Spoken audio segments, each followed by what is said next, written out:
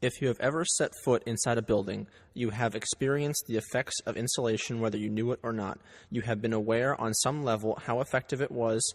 You have felt consistently comfortable, consistently freezing, or consistently annoyed at the fluctuation between temperatures. Every building has insulation, but not all insulation is created equal.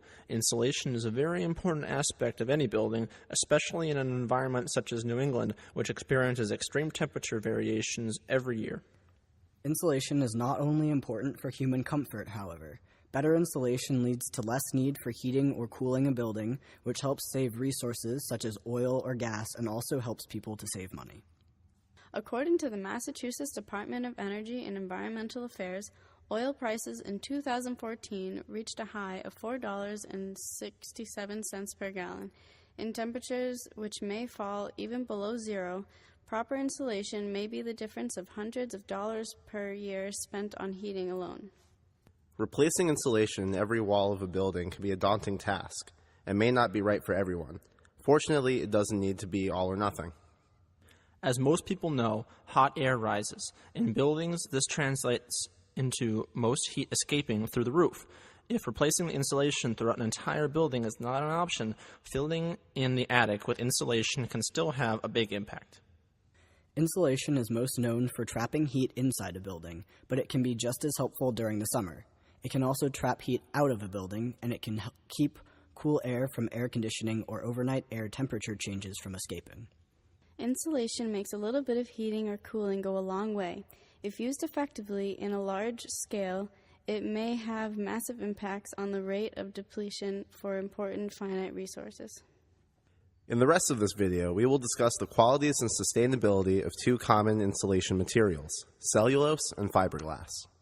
Insulation's resistance to conductive heat flow is explained by its R value. The greater the R value, the greater the insulation effectiveness. R value may depend on the type of insulation, its thickness, and its density. Cellulose, an insulation material made from recycled newspaper and some added chemicals, has an R value of 3.2 to 3.8 per inch.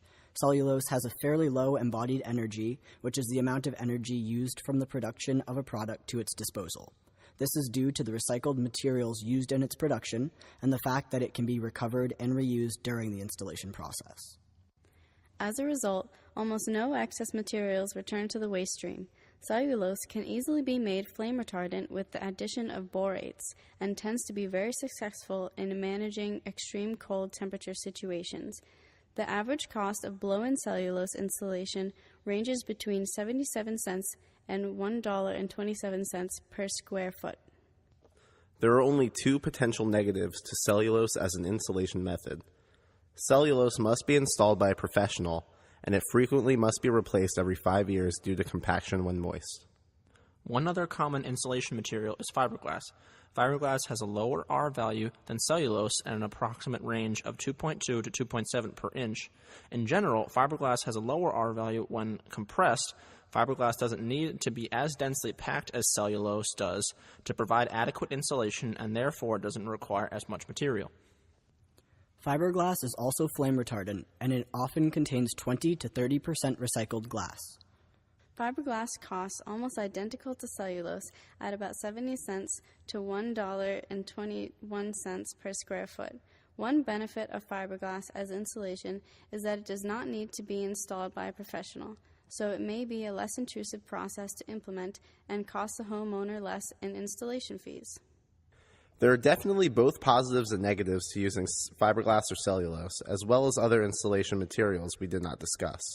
Ultimately, it is your choice to decide what best suits your lifestyle and ability for time or effort investments.